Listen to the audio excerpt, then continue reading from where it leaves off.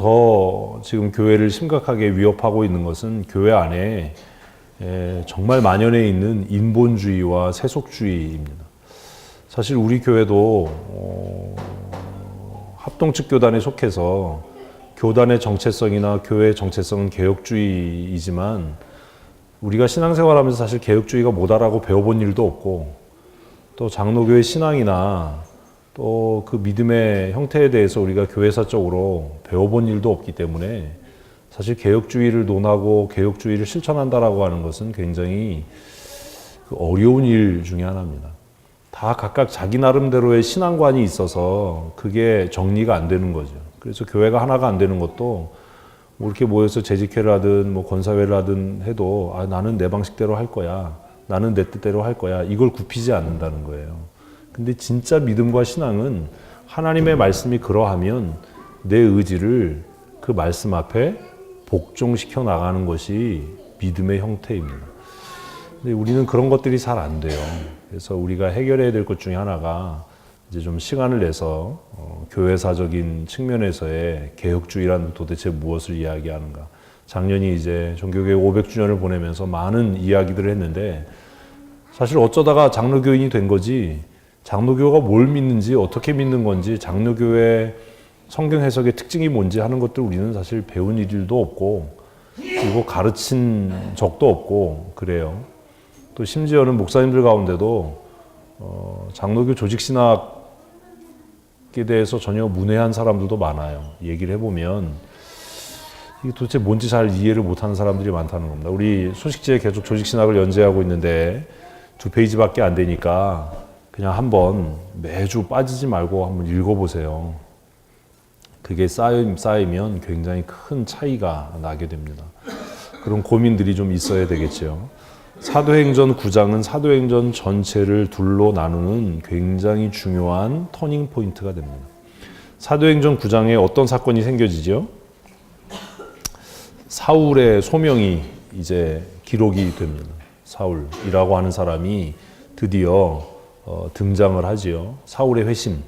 그래서 사도행전 9장은 사울이 어떻게 예수 그리스도의 종이 되었는가 하는 것들을 기록하면서 굉장히 중요한 것은 하나님께서 하나님이 정하신 때에 하나님의 방법으로 사울을 부르셨다라는 거죠. 그래서 가장 중요한 설교자의 자격은 소명이에요. 소명. 회중과 설교자를 가늠하는 가장 중요한 그 가늠점이 뭐냐 하면 소명이에요. 여러분들이 권사가 되고 집사가 되고 장로가 되는 건 하나님께로부터 받은 소명입니까? 교회로부터 받은 소명입니까? 교회로부터 받은 소명이에요. 이렇게 물으면 다 속잖아요. 하나님이 여러분에게 나타나서 너 권사 되라 그런 적 있어요? 왜 이렇게 눈도 깜빡 안 하고 거짓말을 하세요? 무슨 얘기인지 아세요? 이걸 우리는 잘 이해를 못해요. 교회 직원의 소명은 교회를 통한 소명이에요. 근데 설교자의 소명은 무슨 소명이죠? 하나님께로부터 온 소명이에요. 그래서 인본주의자들이 교회 평등, 민주화를 이야기하면서 만인제사장 얘기를 하고 별별 소리를 다 하는데 정신없는 소리를 하는 겁니다. 목사의 목사됨, 설교자로 부르심은 내 의지나 내 뜻이 아니라 철저하게 무엇에 근거해야 된다? 소명이요, 소명. 그리고 그 소명이 객관적으로 증명될 수 있어야 돼요. 뭐 이런 거죠. 이 사람이 심하게 말을 더듬고 논리적으로 말하는 게 어렵고 또 자신이 알고 있는 성경의 가르침이나 지식들을 사람들에게 체계적으로 가르치는 일에 어려움이 있다면 그는 하나님 앞에 목사로 부름을 받은 겁니까? 아닙니까? 아니에요. 아니에요. 하나님이 나를 불렀어 그런데 계속 신학교 시험에 떨어져요. 부르신 거예요? 안 부르신 거예요? 안 부르신 거예요. 그런데 오늘 한국교회에 어떤 일이 있냐면 계속 신학교에 떨어지니까 군소신학교 찾아가거든요. 무인가 신학교 찾아가거든요. 이게 참 어려운 거예요, 사실. 제가 합동측 목사라서가 아니라 사실 사람들이 그 합동측에 속해 있는 목사들을 좀 껄끄럽게 보고 불편하게 보는 이유가 뭐냐 하면 다 합동측 교단에 속한 목사가 되고 싶은데 사실 뭐에 떨어지는 거예요? 입학시험에 떨어지는 거예요. 근데 그 시험에 떨어지면서 자기가 하나님 앞에 뭐 했다는 거예요? 부르심을 받았다는 거죠. 그건 말이 안 되는 소리거든요. 그런데 집사, 권사, 장로가 되는 건 하나님께로부터 받은 소명이 아니라 무엇에 의해서 세워진 소명? 교회로부터 받은 소명이에요. 오늘 6장을 잘 이해를 못한 겁니다. 자, 사도들은 누구에 의해서 부름을 받았죠? 예수님에 의해서 부름을 받았어요. 그들을 우리는 사도라고 해요. 그런데 집사들은 누구에 의해서 부름을 받지요? 성도들에 의해서요. 아니, 본문에 너희가 택하라. 아니, 한글로 된 성경을 읽었는데 왜 자꾸 딴소리를 해요? 사도들이 택했어요? 너희 중에 지혜와 성령이 충만하고 사람들에게 칭찬받는 사람을 너희가 택해라. 그러니까 교회 직원의 소명은 무슨 소명이에요? 교회로부터 받은 소명이에요. 무엇의 필요에 의해서? 교회의 필요에 의해서. 아, 이분들이 진짜. 이런 것들이 정리가 안 된 채로 집사가 되고 장로가 되는 거예요. 그러니까 나중에 자꾸 딴소리를 해요. 목사의 소명과 장로의 소명은 이렇게 다른 겁니다. 하나님이 나를 장로로 불렀다는 확신이 있는데 우리 교회가 세례교인이 25명이 안 돼요. 하나님이 나를 장로로 부른 거예요? 안 부른 거예요? 안 부른 거지요. 세례교인 25명 안 되는데 어떻게 장로가 될 거야? 아, 교회로 옮기면 돼요. 무슨 얘기인지 아시겠어요? 그래서 장로는 교회를 떠나면 뭐가 아니에요? 장로가 아닌 거예요. 다른 교회에서 내가 임직받았으니까 여기에서도 장로야. 웃기는 소리 하지 마라. 권사도 교회 떠나면 권사가 아닌 거예요. 왜? 그의 소명은 어디에 속해 있어요? 그 교회에 속해 있거든요. 근데 목사는요. 하나님께 소명을 받았기 때문에 내가 이 교회를 사임하고 가도 뭐예요? 목사예요. 이게 다른 거예요. 이걸 이해를 못하는 겁니다. 그래서 사도행전 6장에 보면 사도들이 성도들에게 구제하는 일을 맡기기 위해서 내가 사도로서 말씀 사역과 기도 사역에 전념하기 위해서 이 부수적인 사역, 지금 우리가 뭐 법인을 만들고 구제하고 이건 다 무슨 사역이에요? 부수적인 사역은 해도 그만이고 안 해도 그만인 사역이 지금은 교회 사역의 전부인 것처럼 착각이 되는 겁니다. 이 부수적인 사역을 감당하기 위해서 교회의 필요에 의해서 뭘 세워라? 집사를 세워라. 만약에 초대교회가 믿는 자의 숫자가 늘지 않았다면 집사를 세워야 할 이유가 없지요. 그러니까 교회 직원의 소명은 무슨 소명이에요? 교회로부터의 부름의 소명이에요. 그래서 장로, 집사, 권사는 필요에 의하면 교회로부터 재신임 받을 수 있지만 목사는 교회로부터 재신임을 받으면 사실 안 되는 겁니다. 근데 지금 많은 젊은 목사들이 그게 마치 민주적인 교회를 만드는 것처럼 뭐 3년에 한 번, 5년에 한 번, 7년에 한 번 목사를 재신임하겠다 이런 것들을 교회 규약에 넣고 우리 교회는 무슨 민주적으로 운영돼 이런 정신없는 소리를 하거든요. 뭔지를 모르는 거예요, 소명이. 성도들이 목사를 거부했다고 하나님이 나를 부르지 않은 겁니까? 그렇게 생각하면 그 사람 목사 아닙니다. 우리의 소명은, 설교자의 소명은 누구로부터 오는 것이다? 하나님께로부터 오는 거예요. 그래야 하나님이 원하시는 말씀을 대언할 수 있지. 설교자의 소명이 교회로부터 온 것이라면 누가 원하는 이야기를 들려줘야 돼요? 교회가 원하는 이야기를 들려줘야 되거든요. 이게 개혁주의의 고민이에요. 근데 인본주의와 세속주의는 말씀드린 것처럼 회중석이 강단을 지배하려고 하는 거예요. 이게 인본주의예요. 설교를 짧게 해주세요. 아, 그런 설교는 하지 마세요. 회개하라는 얘기 하지 마세요. 상처돼요. 그렇게 설교에 누군가 상처받잖아요. 이해되세요? 그런데 개혁주의 신앙과 신학은 뭘 얘기하냐면 강단이 회중석을 압도해야 된다는 겁니다. 듣고 싶지 않아도 이게 하나님께서 너희들에게 들려주시는 말씀이야 라는 거예요. 그래서 어떤 사람은 그 말씀을 듣고 뭐 하고요? 회개하고요. 어떤 사람은 그 말씀을 듣고 걸려 넘어지는 겁니다. 분노하는 겁니다. 그게 사도행전에 다 기록되어져 있잖아요. 아니 목사님 그렇게 설교하니까 누군가가 상처받잖아요. 그렇게 생각하면 나는 인본주의자예요. 아직.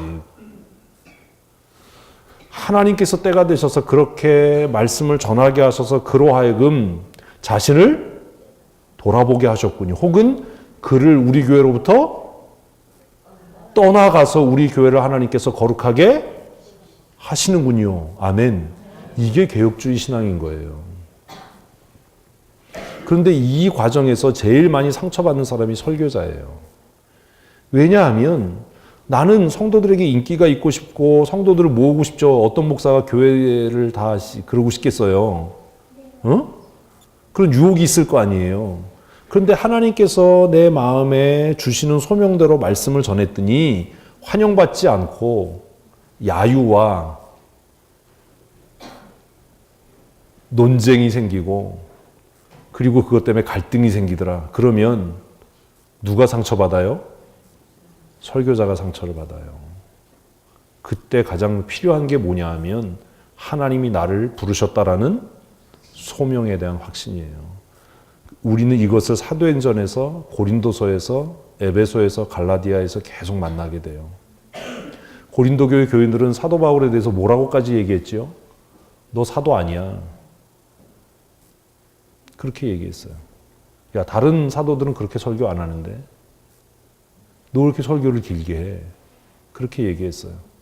그래서 사도 바울은 그의 서신을 쓸 때마다 예수 그리스도로부터 부르심을 받은 나 바울은 내 소명은 누구에게 있다? 하나님께 있다.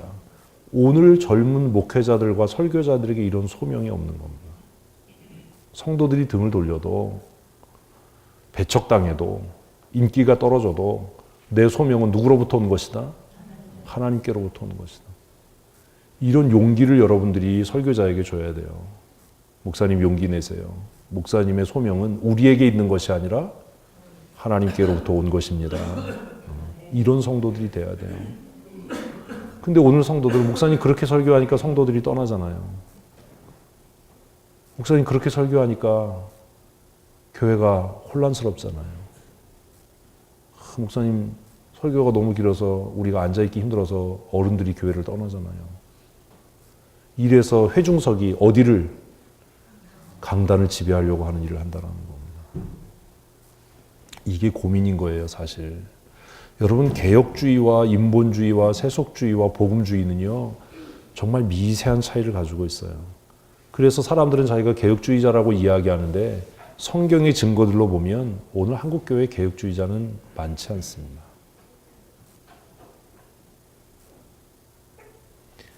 성경을 읽지도 않고 묵상하지도 않고 성경이 뭔지 모르는데 개혁주의자일 수는 없습니다. 로이드 존스 목사님이 그 설교와 설교자라는 책에서 제가 아침에 읽어드린 그 이야기처럼 설교가 빨리 끝났으면 좋겠어. 빨리 끝나고 집에 가서 이러면 정말 그의 무엇을 점검해 봐야 된다고요? 구원에 대해서 의심해 봐야 된다. 아우 나는 목사님 설교를 안 듣기로 작정했어. 이러면 그 사람은 구원받은 사람 아니다. 근데 더 슬픈 건 말씀드린 것처럼 이미 그런 사람들이 교회의 주류를 이루고 있다는 겁니다. 예배 시간에는 막 딴짓하다가 예배 끝나면 막 살아나는 거죠. 예배 시간에 막 몸을 뭐 비틀고 뭐 이러다가 예배 끝나서 회의하면 막 눈이 반짝반짝 빛나고 뭐 사역하자 그러면 막 힘이 나고 그래서 말씀에는 내가 순종 안 하고 말씀에는 내가 그런데 우리 교회에서 내가 할 일이 있어서 내가 교회 나온다. 이건 큰일 날 소리를 하는 겁니다. 아주 전형적인 인본주의의 모습이거든요. 예배가 안 되는데 무슨 사역이 있어요. 그런데 이런 것에 대한 모든 기본적인 매뉴얼이 사도행전에 기록되어져 있다는 거예요.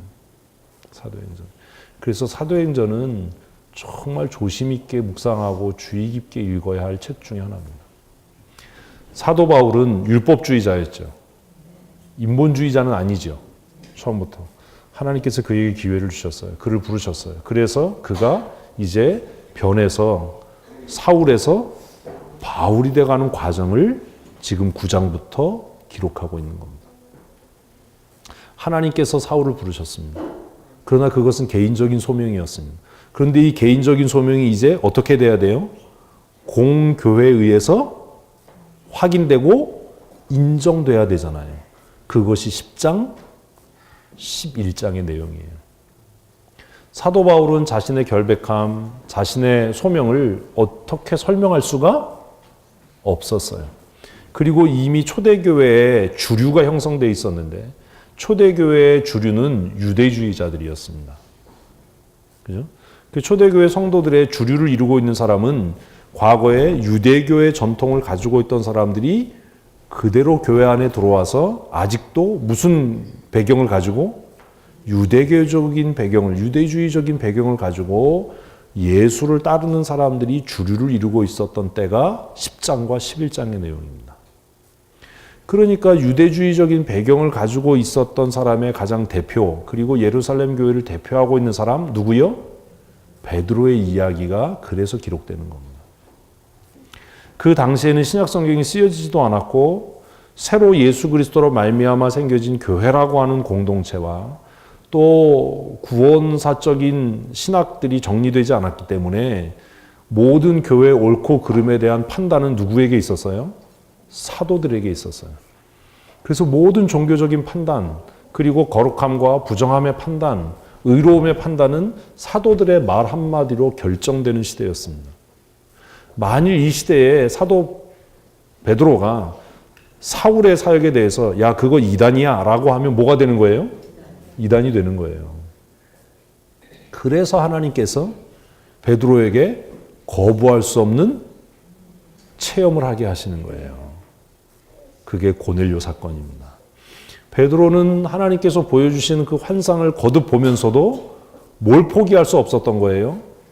유대교적인 신앙과 신념을 포기할 수 없었어요. 이게 우리의 인간의 약함이에요. 우리는 익숙한 것을 보존하려고 하는 그런 성향이 있어요. 그래서 보자기가 내려와서 부정한 것이 보여지고 이거 잡아먹어 그러니까 베드로가 3번이나 거부를 하지요. 그러니까 하나님이 얼마나 답답했는지 야이씨 내가 거룩하다고 그런 걸 네가 부정하다고 그러냐 이러고 끝났어요. 베드로는 이게 이해가 안 됐어요. 이해가 안 된 게 아니라 사실 이해하고 싶지 않았던 겁니다. 우리의 문제가 그겁니다. 설교를 듣고 저하고 얘기를 해서 이해가 안 되는 게 아니에요. 뭐 하고 싶지 않은 거예요? 이해하고 싶지 않은 거예요. 인정하고 싶지 않은 거예요. 그래서 이게 뭐냐라고 그가 고민할 때 문 두드리는 소리가 났고 고넬료의 집에서 보낸 사람들이 들어옵니다. 왜 왔냐? 그 이야기를 쫙 합니다. 우리 주인 고넬료가 기도할 때에 하나님께서 주의 사자가 나타나셔서 이런 환상을 보여주셨다. 그리고 하나님께서 다시 베드로에게 두려워하지 말고 따라가라 명령하셔서 베드로는 함께 길을 나섭니다. 고넬료의 집에 도착해서 주의 복음을 전할 때 그 집에 뭐가 임하는? 성령이 임하는 사건을 경험합니다. 그리고 베드로가 깨닫습니다. 아, 하나님께서 이방인에게도 구원을 베푸셨구나. 이제 복음의 장벽이 무너졌구나. 복음의 변방에 있었던 사람들, 복음에 의해서 소외됐던 이방인들에게 비로소 복음이 증거된 거예요. 그래서 예수님께서 말씀하신 땅끝 복음 전도의 비전을 베드로는 본 겁니다. 그런데 아직도 그의 마음에 뭐가 있었어요? 넘을 수 없고 극복할 수 없는 유대주의적인 전통, 관습, 그리고 자신이 그것을 극복하고 넘어서려고 할 때 감내하고 당해야 할 수모, 지불해야 될 대가가 두려웠던 거죠. 이런 배경들을 잘 이해하셔야 됩니다. 근데 이게 왜 중요하냐면 우리도 별반 다르지 않다라는 거예요. 해결은 간단해요. 빨리 인정하면 돼요. 응? 누가 여러분에게 바보 같아 그러면 뭐라고요?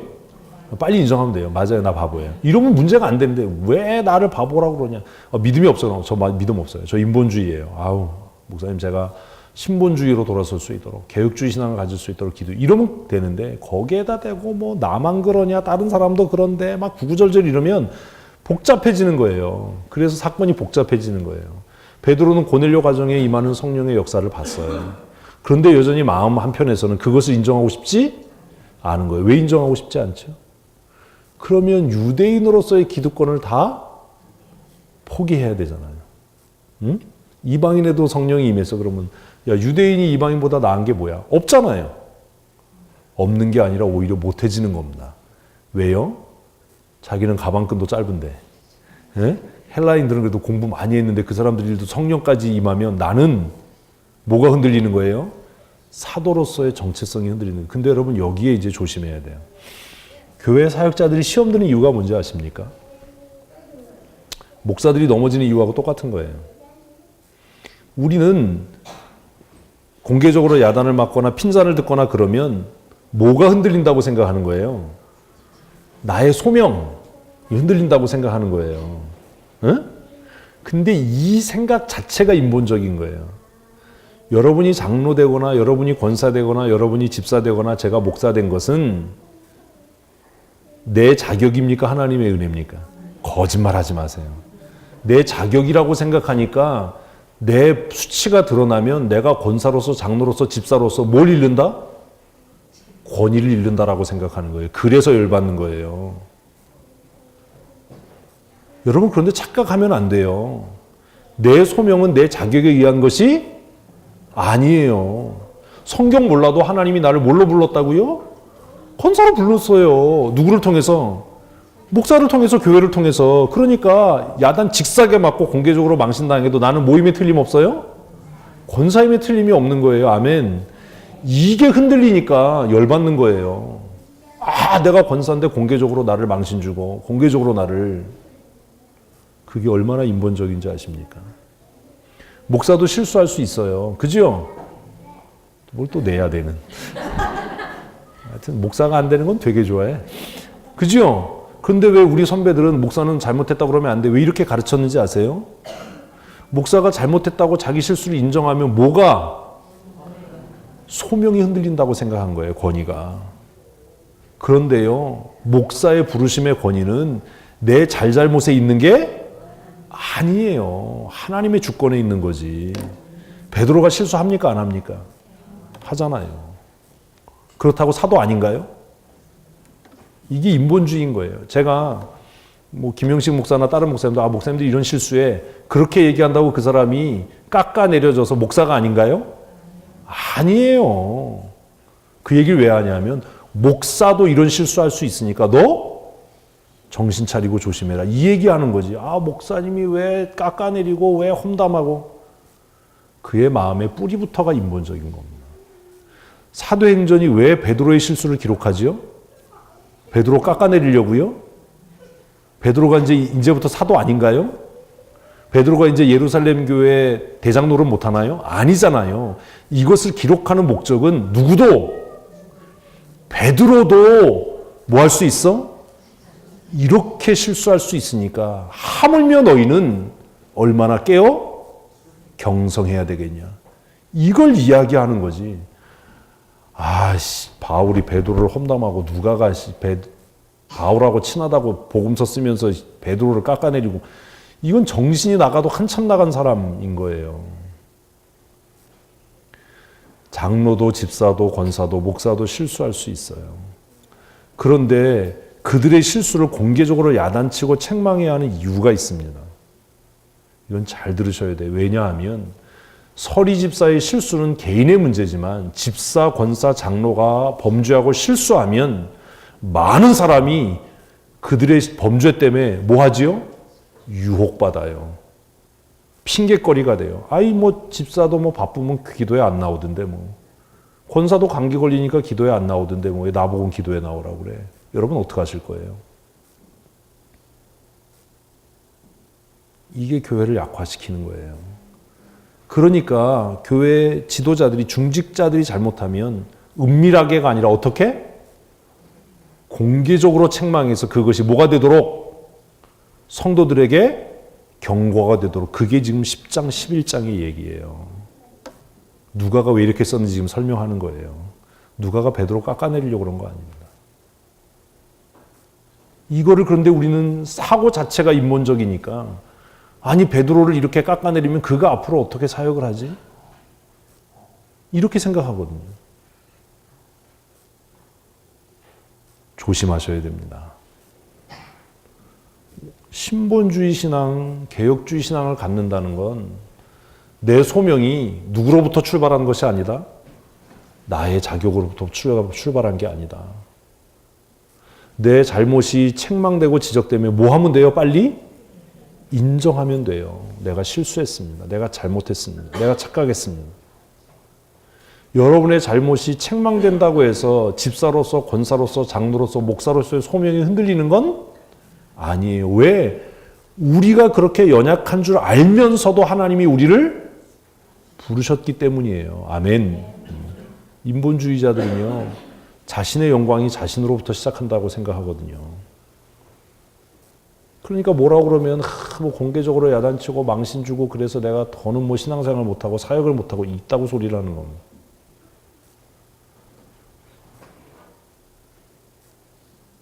사도행전을 읽으면서 우리가 배워야 하는 겁니다. 제가 김영식 목사를 동생처럼 생각하고 동생으로 생각하죠. 그래서 때때로 실수하고 잘못하는 거 여러분한테 뭐 얘기한다고 해서 험담하거나 깎아내리는 게 아니에요. 그의 연약함이 있으니까 그를 위해 더 기도하라라는 겁니다. 근데 그게 왜 깎아내리는 소리로 들리지요? 내 마음의 태도가 인본적이기 때문이에요. 사도행전을 묵상하면서 우리가 배워야 하는 거예요. 자, 몇 가지를 지금 이야기 드렸어요. 설교자의 소명과 교회 사역자의 소명은 같다, 다르다? 다르다. 그래서 설교자가 되는 건 영광이에요.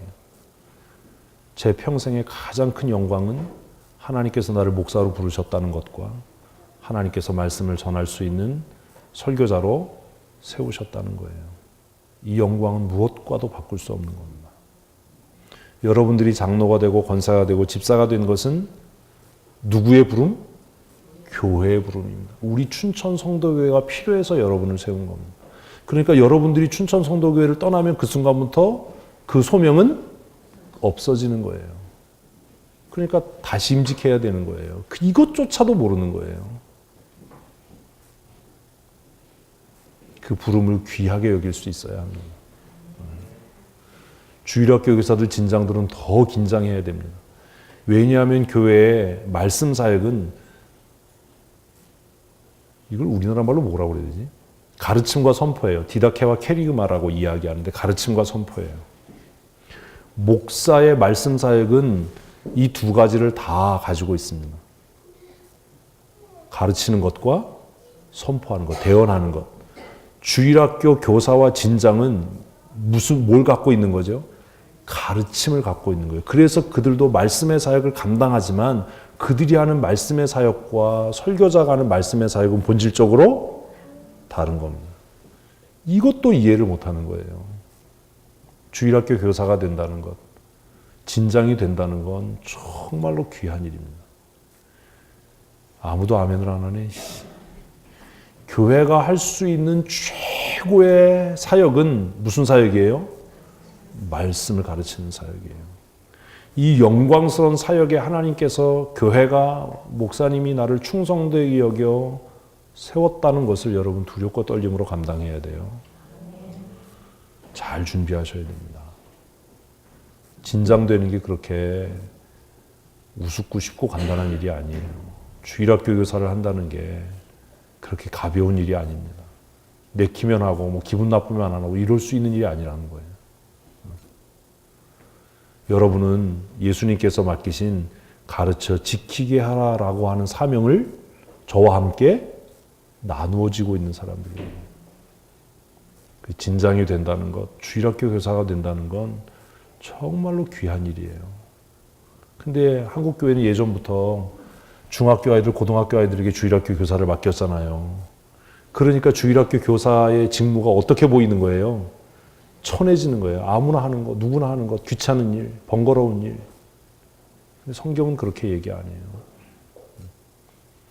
우리 진장님들, 또 주일학교 교사인 여러분들 스스로 정말 열심히 기도하고 하나님께서 세우신 말씀 사역에 최선을 다해서 헌신할 수 있어야 합니다. 굉장히 중요한 겁니다.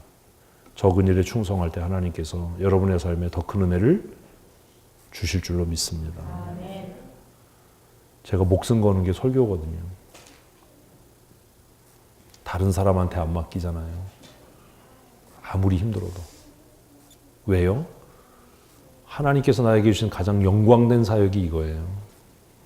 목사는 설교하다 죽어야 되는 사람이에요. 네, 지금 이 시대는 그렇지 않아요. 큰 교회들이 찬양 인도하는 찬양 목사님 있잖아요.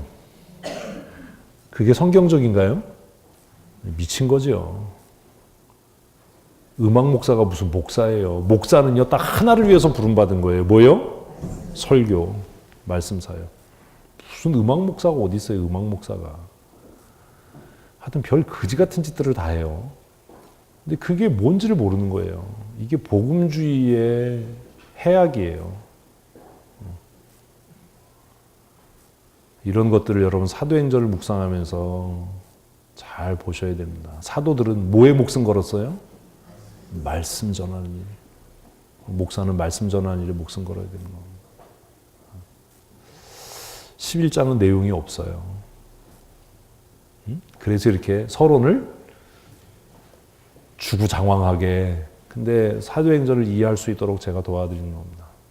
자, 11장 1절 읽습니다. 유대에 있는 사도들과 형제들이, 자, 유대에 있는 이라는 말이 벌써 냄새가 나잖아요. 응? 그죠?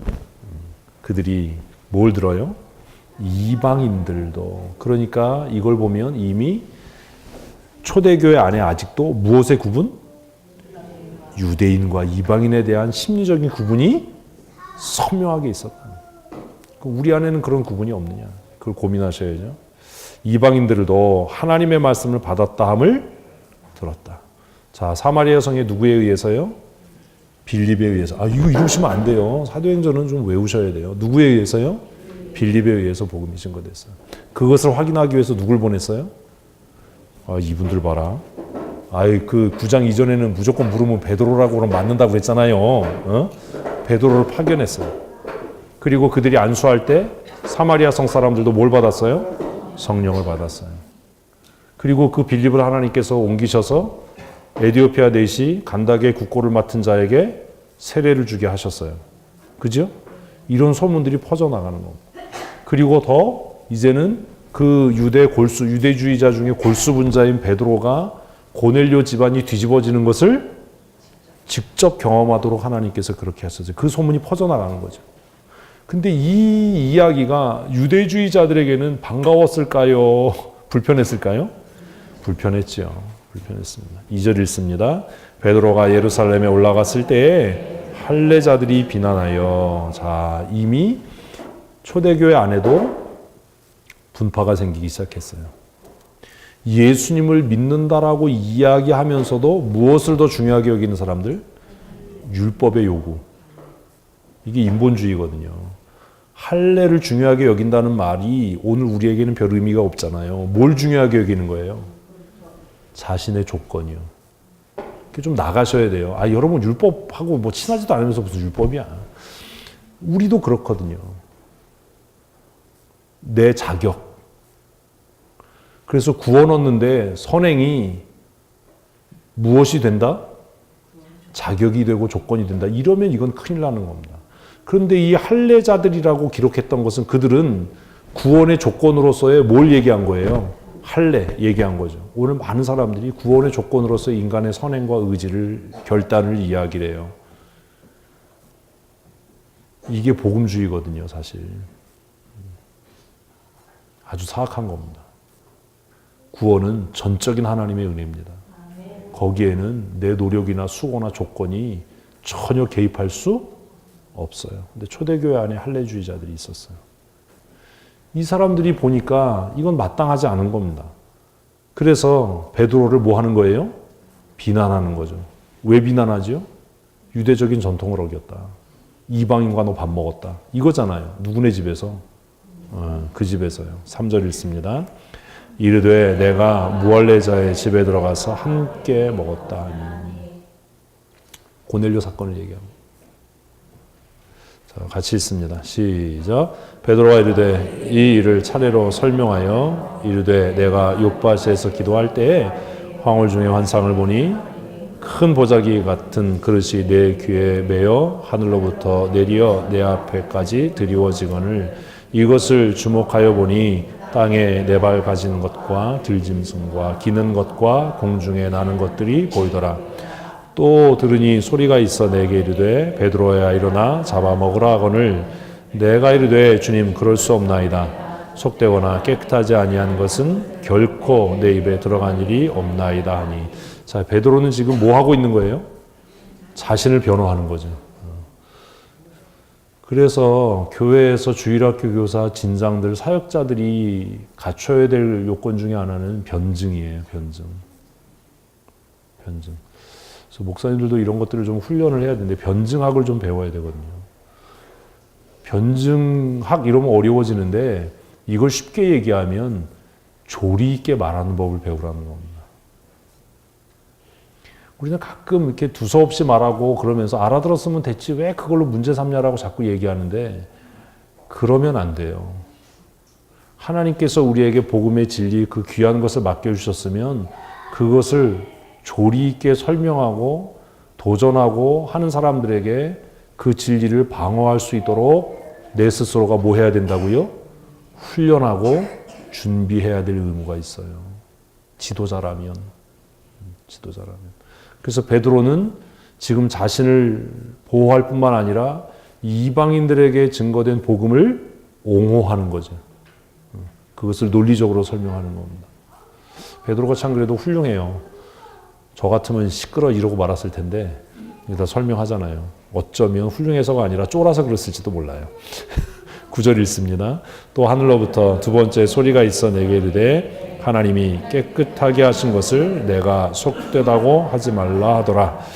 이런 일이 세 번 후순위에 모든 것이 다시 하늘로 끌려 올라가더라. 마침 세 사람이 내가 유숙한 집에 서 있으니 가이사랴에서 내게로 보낸 사람이라.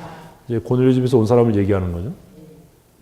12절 성령이 내게 명하사 아무 의심 말고 함께 가라 하심에 이 여섯 형제도 나와 함께. 아니 왜 세 명이 왔는데 여섯 명이 가죠? 그죠? 그거 다 아시죠? 앞에서 큐티 했으니까. 둘 따라갔잖아요. 그래서 그거 얘기하는 거예요. 이거 왜, 숫자가 왜 안 맞아? 새끼 쳤나? 이러지 마시고. 자, 읽습니다. 그 사람의 집에 들어가니 그가 우리에게 말하기를 천사가 내 집에 서서 말하되 내가 사람을 요바에